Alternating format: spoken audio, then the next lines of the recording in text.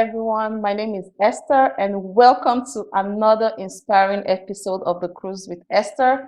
So, today I'm actually here with the founder, the CEO, the president, and the chairman of the board of Fayus Incorporated, which is a California based food specialty manufacturing and distribution company for traditional African food and also the Caribbean food products as well. So, in fact, to cut the long story short, I know we are all aware of Ola-Ola. I'm sure we've heard Ola-Ola somewhere. We've bought Ola-Ola products. But the thing is, we don't really know much about the brain behind this reputable brand. So today, I'm going to introduce to you Mr. Yusufu. I'm so honored to have you join me on the cruise, sir. Oh, you are quite welcome, and I'm glad to be on the show. Thank you so much, sir. So I'm going to start by asking what inspired you to start this business? Like, why agriculture? Well, it doesn't start in one day.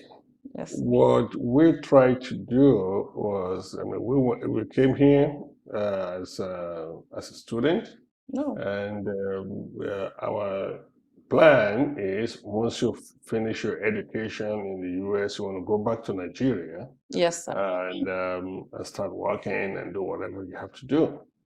However, it get to a point where the economy that we left behind in Nigeria was suffering more than when we left it. Yeah. Okay, so, and the opportunities are in the US and other areas. And that is what really prompted me to say, hey, what can I do? No. Okay. After college, I worked for various banks for 15 years. Oh, here in the US. Here in the US. Wow. Okay. And it dawned on me one day that do I really want to work for the rest of my life? Do I want to make a change? Oh, cool. Okay, to the economy of Nigeria and the economy of the US. Oh, wow. And then the agriculture came in. How did it come in? I know in the 70s, when I first came to the US, we were still dealing with agricultural products that were being exporting from Nigeria to the world market. Okay, but after the discovery of the crude oil, then the agriculture was abandoned. Yeah. So, and when it's abandoned, we can even hardly supply our domestic needs. So, which prompted the Nigerian government to import a lot of food items. Oh, So this is the area where I think we can make a difference. yes. And that is how we enter into agriculture. Oh, that's great. Wow. Because I was thinking maybe you've had that experience like before you came into the US, maybe like back home, some of our parents had farms and all that, but I'm really so excited to hear that, the driving force of going into this is to make a change for our country and, for us individuals as well. Wow, that's great to hear. So, can you actually brush us through the products that we currently have? Oh, currently we have a slew of products. Okay. We started with just going to Nigeria, buying in bulk. We bring garri, we brought lafo, we brought ilubo, and some vegetables. Because I have a store. Oh, A friend had a store in Oakland, okay, and wants people to supply her. oh, Okay, so I approached her and asked what she will be needing, so okay. that then I can investigate and see how I can bring it in. Oh, wow. And that is how it started. Hmm. So, and they supported me. when I initially started the business, and it grew and grew before we grew nationwide.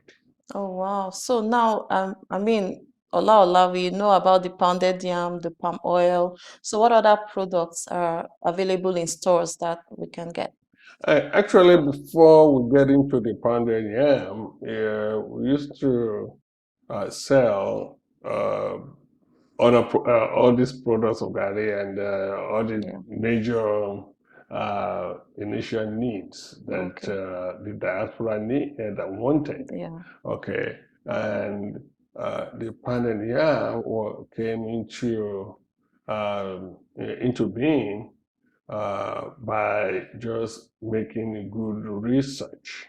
I contacted various manufacturing plants Mm. and all these machines that we can use to transform the roots, the yam tuber, into flour.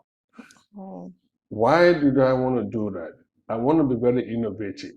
yeah. Okay. And what we tried to do is we went to companies who does similar. Okay. Here in the Yeah, US here in the or US. okay. So who does similar uh, product transformation? Mm. Okay. We have big companies that do that, but none of them will try to share the secret to Yeah. with you. So what we did was go into other manufacturing companies, all those research scientists Okay. who has a network Okay. of machines that can get it done, and that is how we started.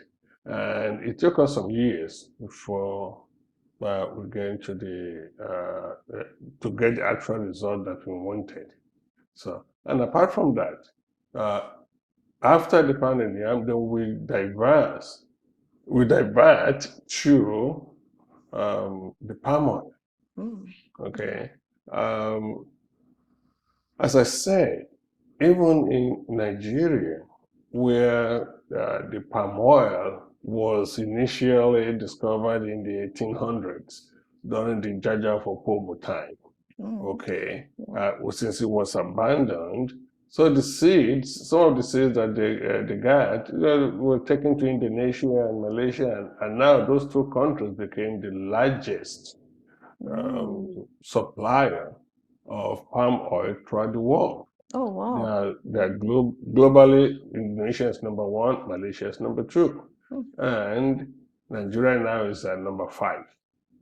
So Oh, in the late 90s, um, I flew to Malaysia because Malaysia has the latest technology of producing palm oil and of innovation that Fayus was looking for. oh, Okay, okay. and that is how we got the network and we joined a company that is very well known in palm oil production. And Wow. that's how we get into that business. Oh, So, okay. and we are always looking forward to the next goal. Yeah. You would see that we have the bean flour, okay, Mm. which we source from Nigeria. We have the Oloyin beans, which is the honey beans. We have the red beans, so it's Olotu. We have the peel beans. Okay, because all those products Yeah. appeal to segment of diaspora in the US, Yeah. and so diasporas across the globe. Yeah. Okay, so we do supply people customers in Asia, like in Mm. Australia, in Japan, and all over.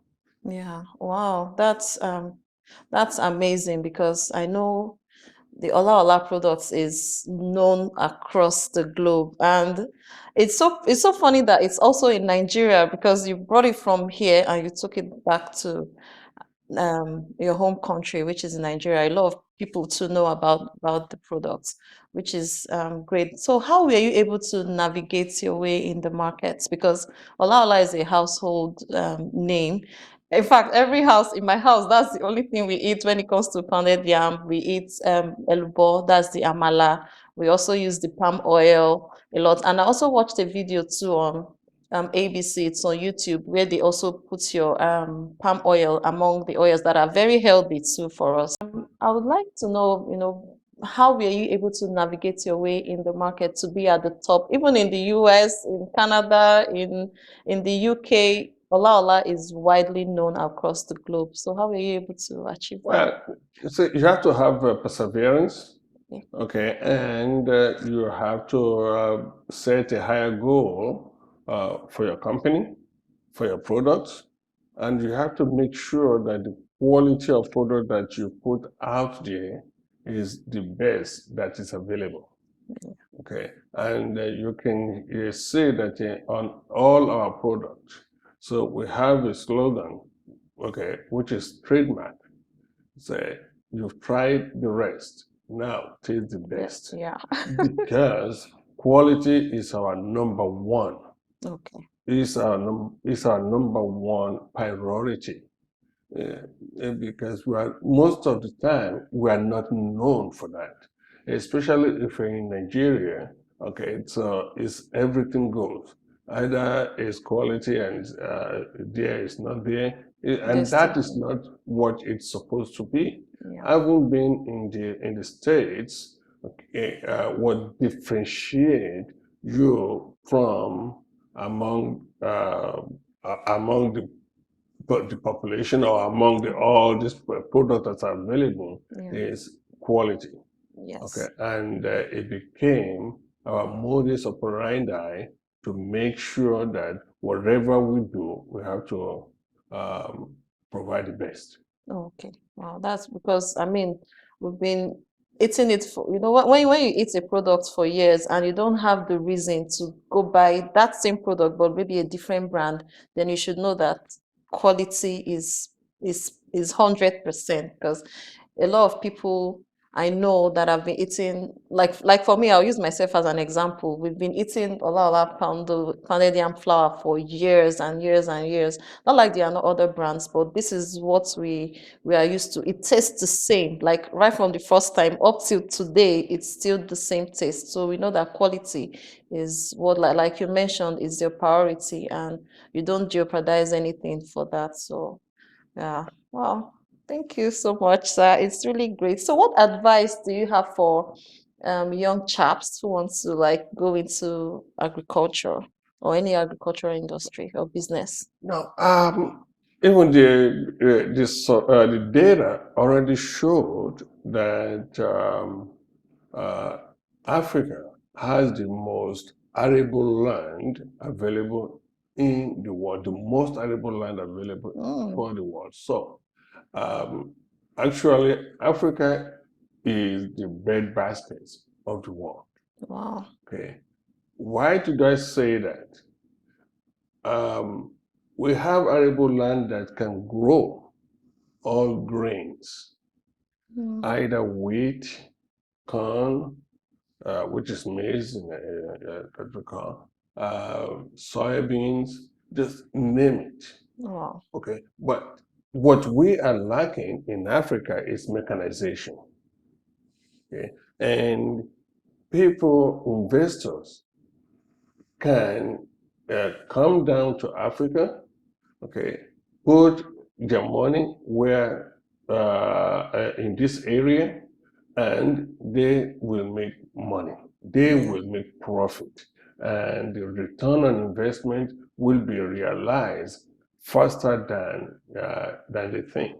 Okay, and for the younger generation that is coming up, yes, agriculture has a bad reputation in Africa.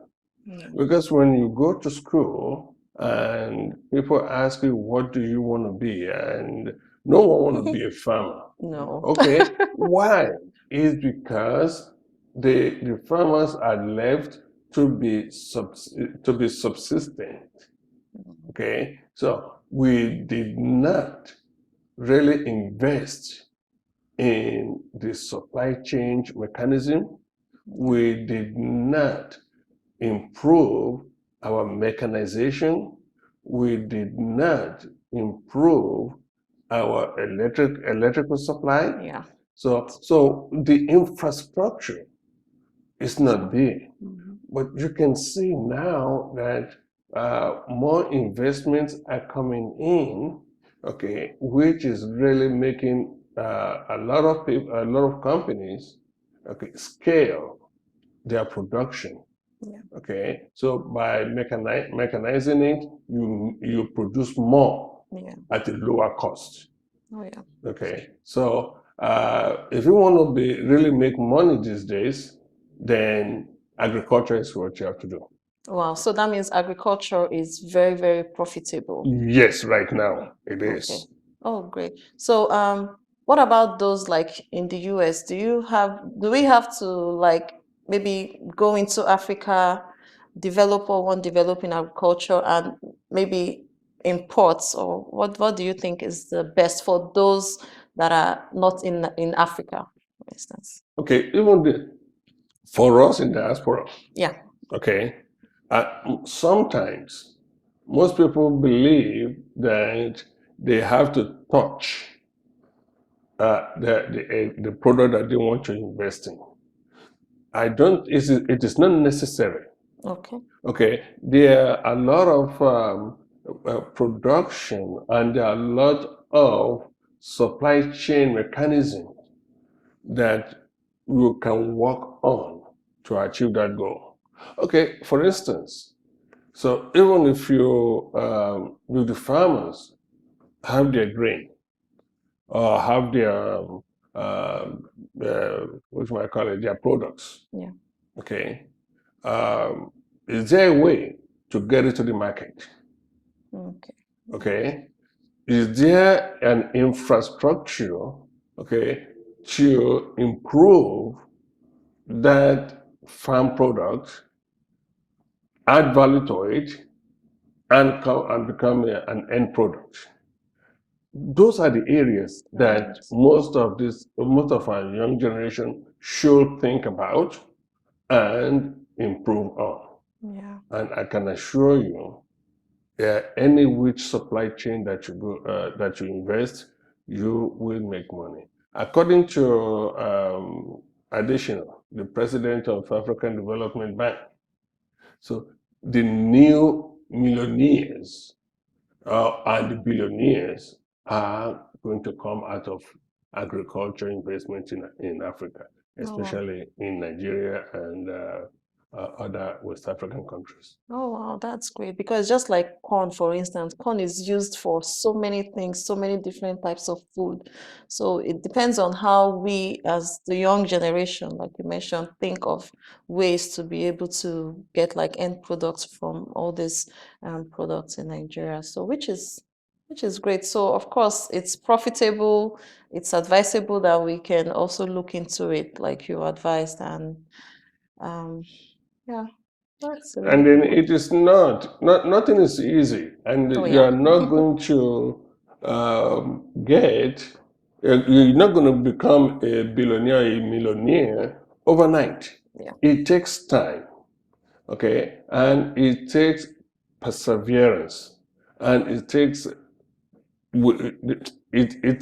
every wherewithal Yeah. in you to make sure that you invest in the right areas, and you have to be patient for the return to come back to you.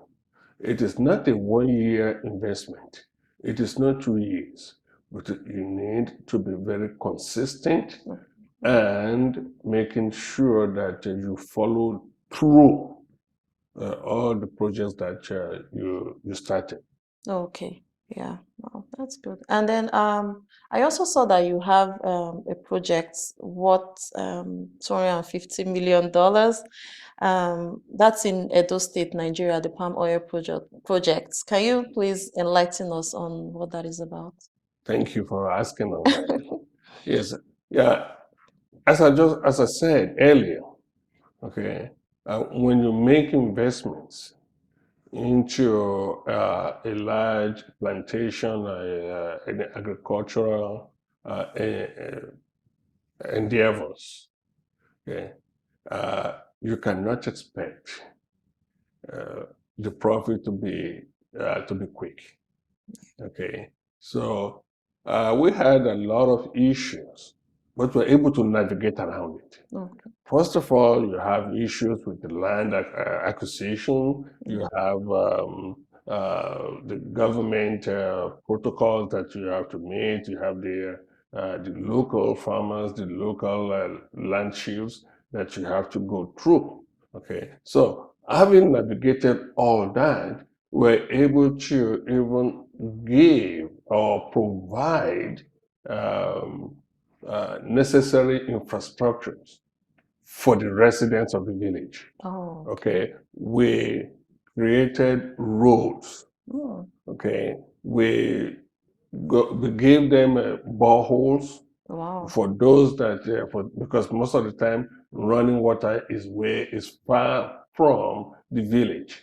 So instead of them going to the farms all the time to fetch water, we make 3 boreholes for this community. Oh, wow. Okay, and we keep building other infrastructure to alleviate all their frustrations. Oh, So, and these are part of that project. Yeah. Okay, and we are able to start planning and planting. Okay, so the $250 million is still a projection of what we can realize in a certain stage of the Oh, region. But as it was evaluated by the banks, Mm. okay, it can get up to 500 million. Wow. However, we've made a whole lot of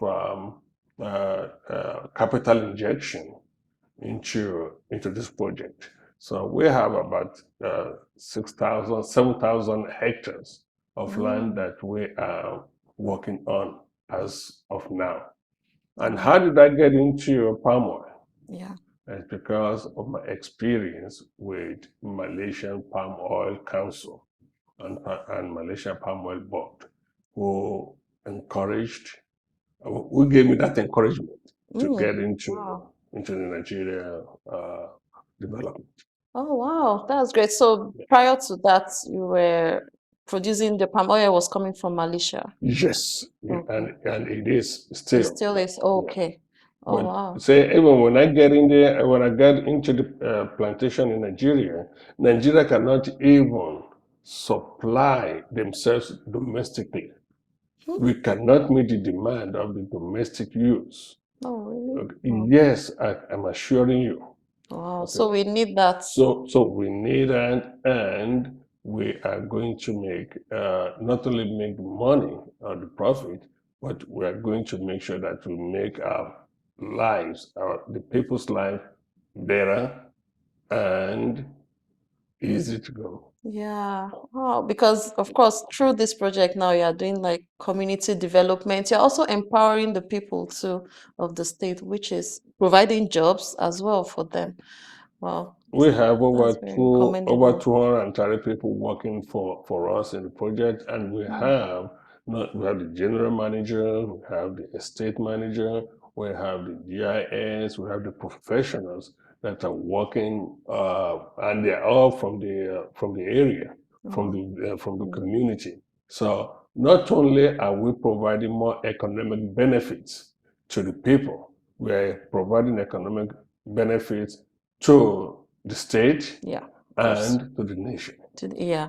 And even outside the nation as well, because eventually, of course, you're going to start exporting as well as the project grows. Yes, Oh, thank you. that's great. I mean, it's also very obvious that you're an amazing father and a husband. So how are you able to balance business and family with all this going around? How are you able to balance work and life? Yeah, I mean, and that's a good question. Uh, family life should not interfere with your objectives in business. Okay, because you are doing this business because of your family. You want to give your family a better life than what you had or what I had when I was growing up. Yeah. Okay, so I always make sure that the kids and the wife are my priority. Okay, in everything I do. When I make sure that they are the the life Yeah. of that they're my life. Yeah. Okay, because even if I die, if I pass on today, everything that I left behind, they will have to improve on it. Yes. Okay, so that is what I do, and I make sure that they are well educated. Okay, and they think better than I think, Yeah. because things have changed. When I graduated from college here in 1980, Oh, I okay, wasn't born then. yes, those experience at that time does not work this time Yeah. in this Yeah. age. So there was no internet. Mm-mm. There was no, everything you have to do. You have to go to the library to do your research. Okay. The only thing we have is we have phone call. We have the phones and everything. But at the same time, if you want specific data, you have to go to the library to get it. research it. Wow. And now there is a lot of technological Or even on your advancement. phone, Yeah. your phone is the main technology these days. Yes, Okay. yes. Oh wow, that's great. I also saw that your wife is the co-founder too. So I mean, having a couple doing the same or having the same mindset about the business, it's very good too, because that would help both of you grow. You can understand what the business is all about. You can also encourage each other, right? How because for example, like a doctor marrying a doctor, they know what the business is. Even if they call one, for instance, in the middle of the night, the other partner will understand that, okay, yes, this is something that he or she is, used to. So how has that been beneficial to your business? Well, I am so lucky to have the Yeah. wife I have. Okay. Because when she came to the States to meet me, then the first thing she said is, okay, I like to do business. Mm. And I'm saying, well, doing business in the US is totally different from doing it in Nigeria. Okay. And she said, well, that would be a niche. Okay. I said, okay. So that's how I stepped into the business. Because at that time I was working for the banks and I was into real estate. Wow. I was a real estate appraiser.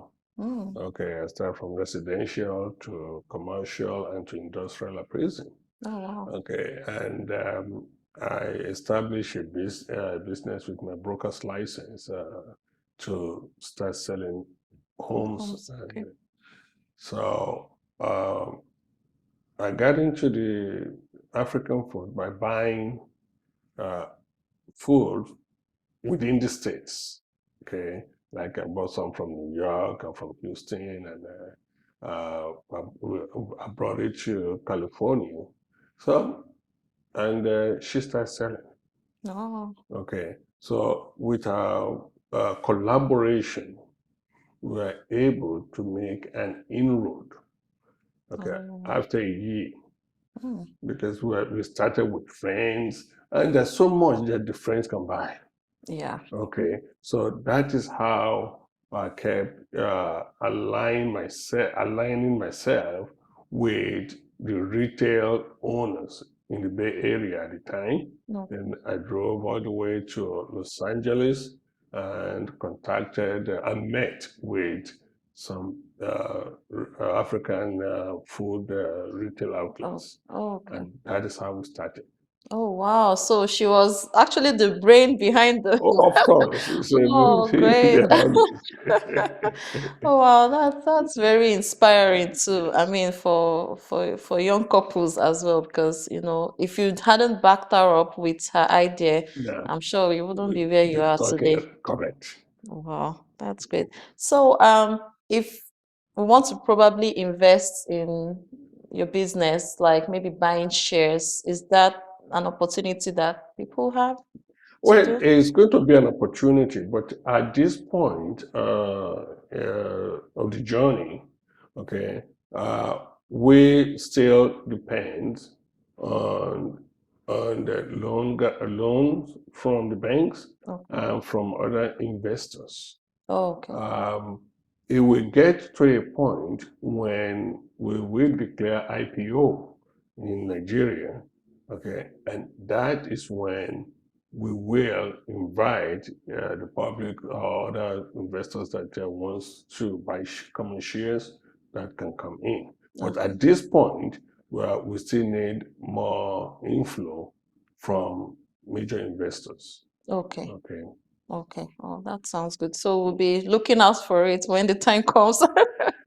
Yes, sir. So, I think you really covered a lot. And finally, I would like to ask, like, what is the next big thing for, is it Ola-Ola or Yusol or Fayus? Which one should we um refer to? Well, you say, and that is what you learn in business. Yeah. Okay, in business, you have what they call the main corporation, Yeah. okay, and you have other subsidiaries. Okay, so Face Inc. is the parent company of Jusol International Foods. Okay. Then Jusol International Foods areas of expertise is in production Mm, of all our products, like okay. the Ola-Ola, Paninian, the Yeah. Ola-Ola bean. So Jusol International is one for that. And we have other companies too, subsidiaries, okay, like the Fitly subsidiaries. So we have a new logistic company in Nigeria now. Wow. So these are all subsidiary of the Fayus Inc. Oh, wow. So That's that is how business is done because especially in the US, you can have uh, a whole lot of subsidiaries, mhm. but they all report to the main company. Okay. Okay, that is how all this mega corporation does it. If Yeah. you're talking about Exxon, if you're talking about Walmart, so that is how it is. So each company, each subsidiary must be specifically focused on a line of supply chain. Okay. Well, good to know that because, I mean, some of us are not aware of what you just explained now, Yeah. so that's great. So looking forward, what's in the pipeline for the business? I know, like in between now and the next 5 years, what is the big thing that you like, or what are we expecting from your business? Well, say we always rearrange and we're always looking forward to where we want to be every 5 years, every 10 years, so in the next 5 years, we are working on becoming one of the major producer of palm oil in Nigeria. Wow! And that is very achievable. I really believe you, sir. Wow, that's great. So thank you so much for joining us on the cruise. I really do appreciate your time. I'm also so inspired by you as well because I see you a lot of times when we come to the store, and you're a very, very humble man, which is, I mean, you are a very good example to a lot of us. I know how highly, people speak of you, and that's really great to hear. And I really appreciate you, sir. Thank you for your time. And we hope to see you soon. Thank you so much Yes, and sir. good luck. So thank you so guys for watching, and please do not forget to like, share, put your comments in the comment section below, and of course subscribe for more inspiring videos that will change your life. Thank you. Bye.